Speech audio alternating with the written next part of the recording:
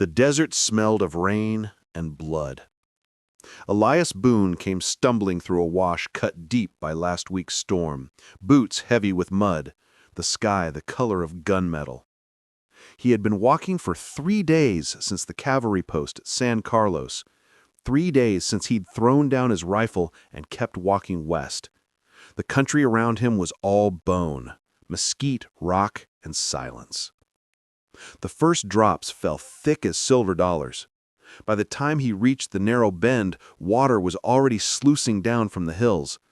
He turned to climb, but a high cry cut through the wind. Downstream, a small Apache boy flailed in the brown surge. Dawson, maybe 7 or 8, swept off his feet by the flash flood. Elias didn't think. He dropped his pack and went in after him. The current slammed him into the bank, rolled him over gravel and mesquite roots. He caught the boy's arm and kicked for the surface. Twice the flood pulled them under. Twice he shoved upward until they broke into air that smelled of wet dust and mescal. When he finally reached the shallows, he dragged the boy onto a spit of sand and collapsed beside him, coughing up half the river. Hoofbeats thundered over the ridge. He looked up through rain to see riders cresting the rise, bare-chested men with braided hair, rifles across their saddles. One dismounted and shouted something in Apache. Elias raised empty hands. The boy stirred, gasping, and cried a word that made the warriors hesitate. Then a woman rode forward, slim, dark hair clinging to her face. She slid off the horse and knelt beside the child. The woman pressed her hand to the boy's chest, then to Elias's shoulder where blood seeped through his torn shirt. Her eyes were sharp, but not cruel. "Who are you?" she said in halting English. "Just a man trying not to drown," Elias rasped. She barked a command. 2 warriors hauled Elias upright.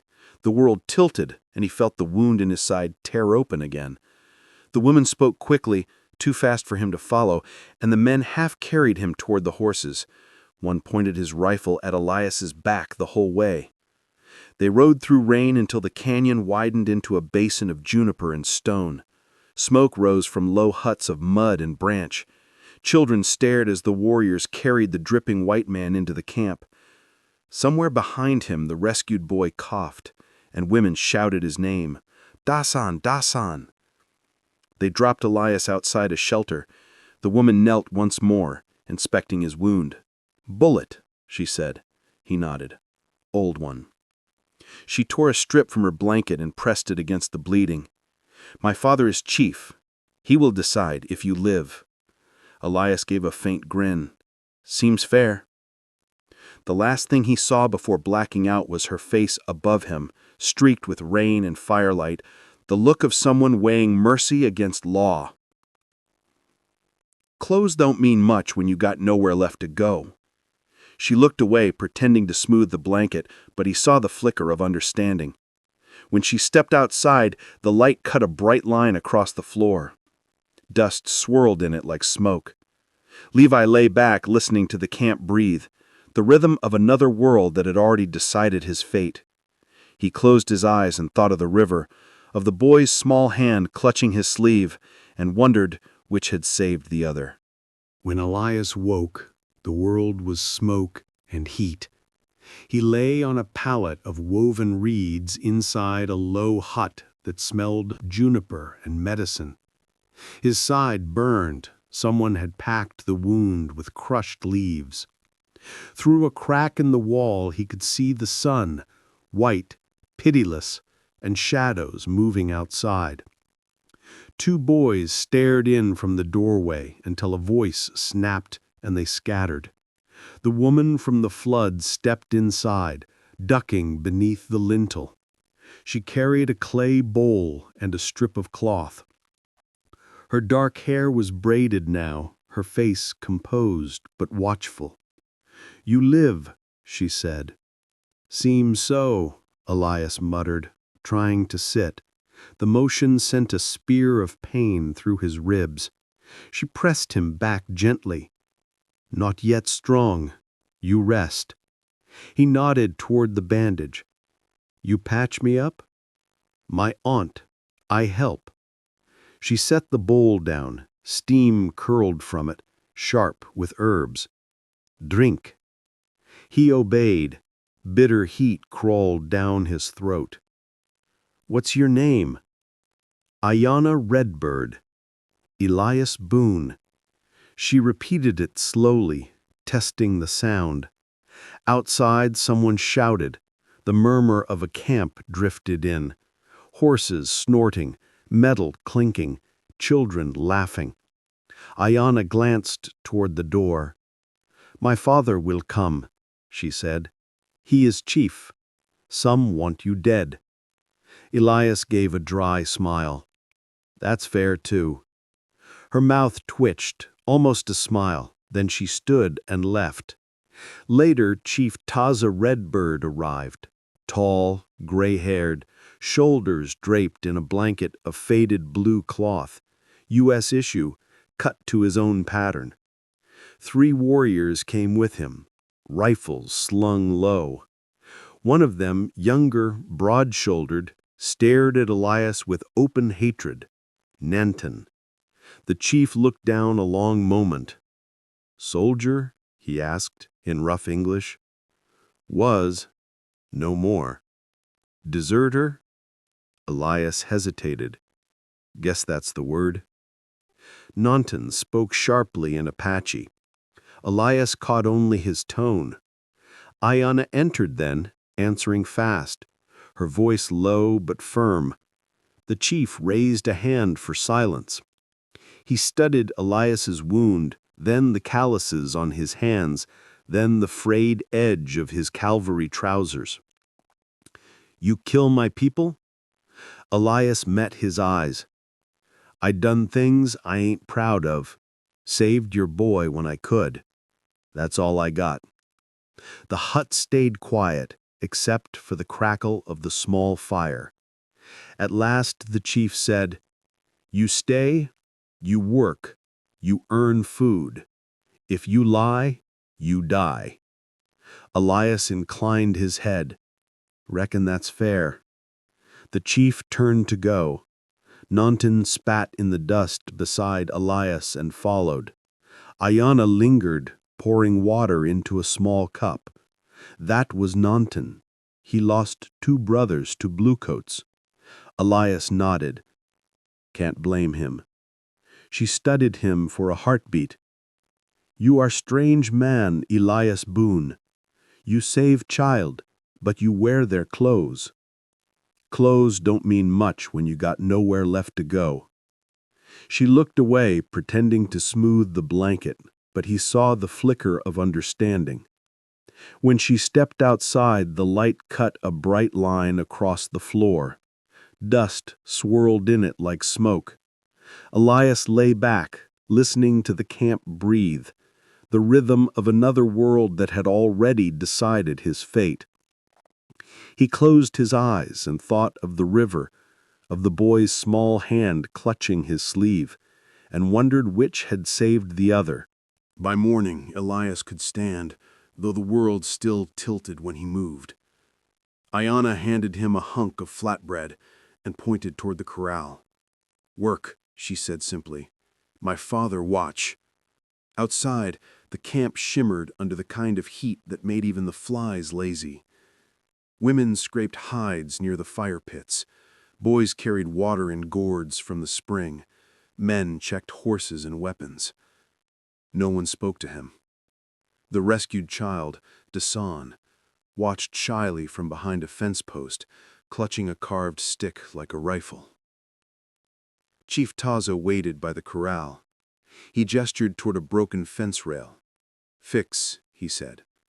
Tools lay scattered, hammer, nails made from bent iron.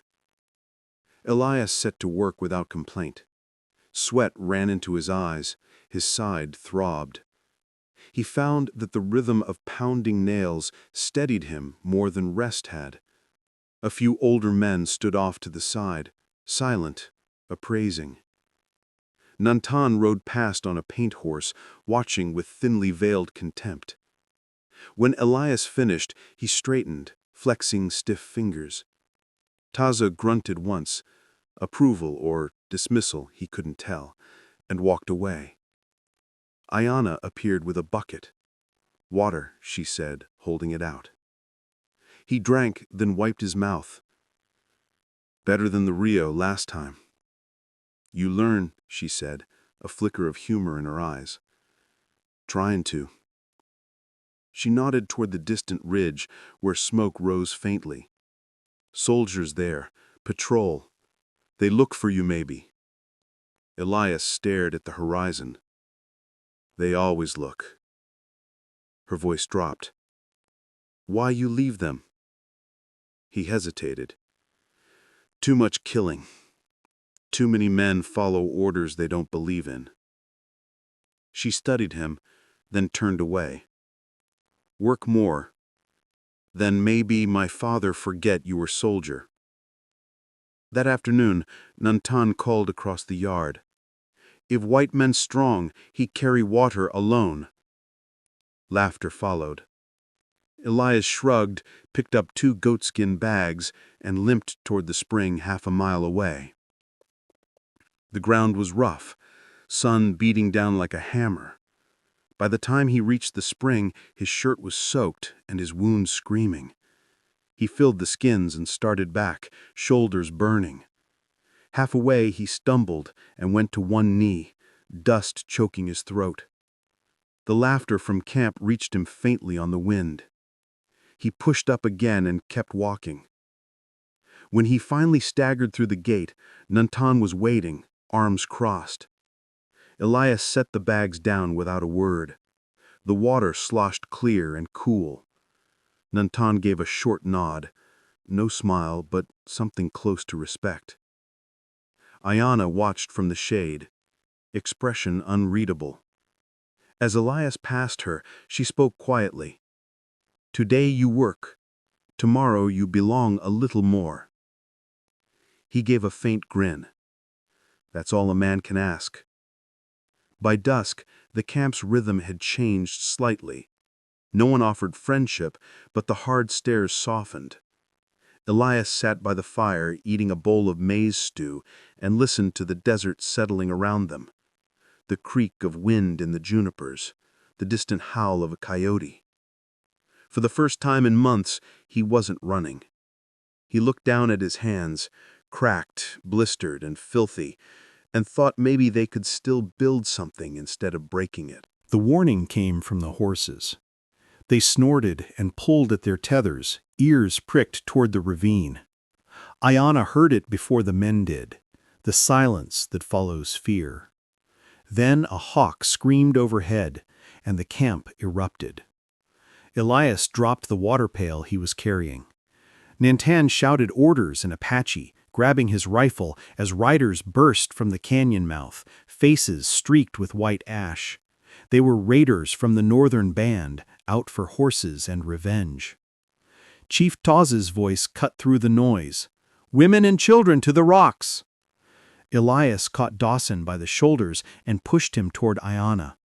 "Go!" he barked, but she was already moving, bow drawn. She drove the boy behind a cluster of stones and turned back into the storm of dust and yelling. Gunfire cracked like whips. Elias saw Nantan in the thick of it, trading shots with a rider who came through the corral. The gate splintered, terrified horses scattered. Elias grabbed a shovel, the nearest thing to a weapon, and met the first raider head-on. The man swung a knife, grazing Elias's arm. Elias answered with a blow that dropped him cold. Aiyana loosed an arrow that caught another attacker in the thigh. She turned just as a mounted man charged her. Elias snatched up the fallen rifle, fired once, and the raider toppled from the saddle. When the echo died, the camp filled with the sound of panting horses and crying children. Smoke hung low. 3 huts burned, 1 warrior lay dead, several wounded. The rescued horses circled nervously, eyes rolling white. Nantan limped from the corral, blood on his shoulder. He stared at Elias, then at the rifle still in his hands. "You shoot true," he said in slow English. Elias lowered the weapon. "Didn't plan on it." Chief Taza approached, face carved in exhaustion. "You fight with us. You save many." Elias shook his head. "Just did what needed doin'." The chief laid a hand on his arm. "Then you one of us, for now." Around them, people moved to douse the fires. Aiyana knelt beside a wounded elder, pressing cloth to the wound. When she looked up, her gaze met Elias's through the haze, brief, steady, and full of something unspoken. That night, the camp gathered in weary silence. The dead were laid beneath blankets, their faces dusted with white clay. Nantan sat beside the fire, letting Aiyana tie a clean bandage around his shoulder. He winced, but said nothing. When she finished, she crossed to Elias, sitting near the edge of the light. "You fight," she said softly. "Now they see." He stared into the flames. "Ain't much left of a man who only fights." She said, "Sometimes fight means keep people alive." He nodded, the fire catching the cut along his arm. Outside the ring of light, coyotes called, and the desert sighed. For the first time since he'd left the army, Elias felt the quiet that comes after belonging, earned, not given. The next morning, the desert was too still. Elias stood on the ridge above the camp with Chief Taza, scanning the far horizon. A dust plume smudged the sky in the east, steady, narrow, and straight. Cavalry. Taza handed him the spyglass, taken from a fallen officer years ago. Through the lens, Elias saw glints of sunlight on rifles, a column moving fast. "They found your tracks," Taza said quietly. Elias's stomach nodded. "Captain Drew doesn't quit. He'll burn the place to find me." "You lead them here?" "I tried to lose them days ago. Maybe they saw the smoke from last night's fire." Taza lowered the glass. "Then we move. Now." He turned and barked orders. Women began loading baskets, tying bundles to horses. Children were herded toward the canyon's shadow. The camp moved with practiced calm, until Nantan stopped Elias at the corral gate. "You bring soldiers," he said in clipped English. "Always trouble when white man comes." Elias met his eyes. "I didn't bring 'em, but I'll lead 'em away if it keeps you safe." "You run again?" Nantan's mouth twisted. "That is easy." "Not this time." Elias cinched a saddle onto a bay mare and checked the rifle he'd cleaned the night before. "They want me, not your people." Aiyana appeared, holding a small pouch of herbs. "You can't go alone." He took the pouch. "You'll move with the others. Head north through the rocks." She shook her head. "I know trails you don't. I help." He wanted to argue, but she was already tightening another horse's girth. Nantan spat in the dust and stalked away, muttering to the chief. Aiyana mounted beside Elias, chin lifted. They rode out together, keeping low through the gullies until the camp vanished behind them. The heat shimmered off the stones, even the lizards hid.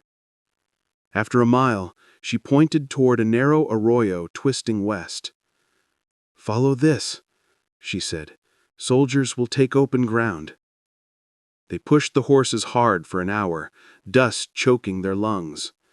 When they reached a bluff, overlooking the dry riverbed, they could see the column threading below. 30 men, blue coats dulled by sun. Elias slid from the saddle. "We'll draw them west. Once they follow, cut north back to your father." "And you?" "I keep moving, maybe lose 'em in the Badlands." Aiyana stared at him, eyes dark with defiance. "They will kill you." He managed a thin smile. "Wouldn't be the first to try." Below, a bugle called. The column turned toward their reg. Aiyana reached out, touching his arm.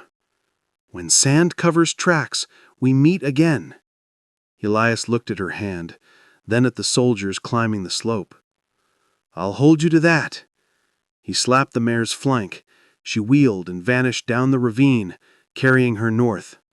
Elias swung into his saddle and galloped west, rifle slung, hat pulled low. Bullets began to sing past him as the soldiers gave chase.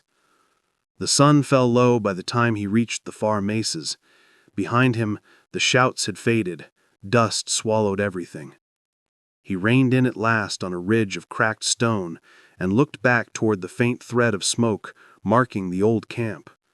He took off his hat, tore a strip from the brim where blood had stained it, and wedged it under a flat rock, his marker, the line he would not cross again. In the quiet that followed, he could almost hear Aiyana's voice in the wind. By the next morning, the wind had erased the tracks. 3 weeks later, the desert had swallowed every sign of the soldiers. Wind cut new shapes in the sand, and the gullies ran empty again. Elias Boone rode south alone, his clothes stiff with dust, his horse thin from miles. He carried nothing but a canteen, a knife, and the ache of choices that had no clean edges. At night, he camped in dry washes, the stars sharp as glass. Each dawn he looked north, wondering how far the Redbird camp had gone and whether they spoke his name with anger or thanks. On the 7th evening, he reached the high ridge above the plain. From there, he could see faint smoke rising far away, too little for war, too steady for travelers. He reckoned it was them, rebuilding among the rocks. He dismounted, took off his hat, and laid it on a flat stone. From his pocket he pulled the strip he had torn during the chase, still brown with old blood. He folded it into the hat band and pressed the hat beneath the rock, so the wind couldn't claim it. A rider appeared on the horizon, small as a shadow. For a long moment, Elias thought the desert was playing tricks. Then the rider crested the ridge, a woman on a paint mare, hair loose in the wind. Aiyana. She stopped a dozen paces away, eyes bright in the lowering sun. "My father sent Nantan east to trade. He thinks you dead." "Not yet." "You saved us again." He shook his head. "Just gave him something to chase." She looked at the hat pinned under the stone. "You leave piece of yourself here." "Seems I've been leaving pieces everywhere I go." For a while, they just listened to the wind. Coyotes called from somewhere beyond the ridge. The air smelled of mesquite smoke and distant rain. Aiyana swung down from the saddle. "The land remembers," she said quietly. "You always have place with us." Elias studied the horizon. "Maybe someday. For now, I reckon I'll keep moving." She nodded once, accepting it without protest. From her pouch, she drew a red cloth, the kind the women tied in their hair during ceremonies. She knelt and tucked it under the same stone that held his hat. "Then we both leave something," she said. The sun dipped lower, turning the desert gold. For a moment their shadows touched, long and thin across the rock. Elias mounted up, tipping his head in farewell. "Until the wind changes," he said. "Until then," she answered. He rode west, the light stretching before him, and she watched until horse and rider blended into the shimmer of heat. When the wind rose again, it fluttered the red cloth beside the stone, and the desert, indifferent and eternal, kept both offerings under the same sun.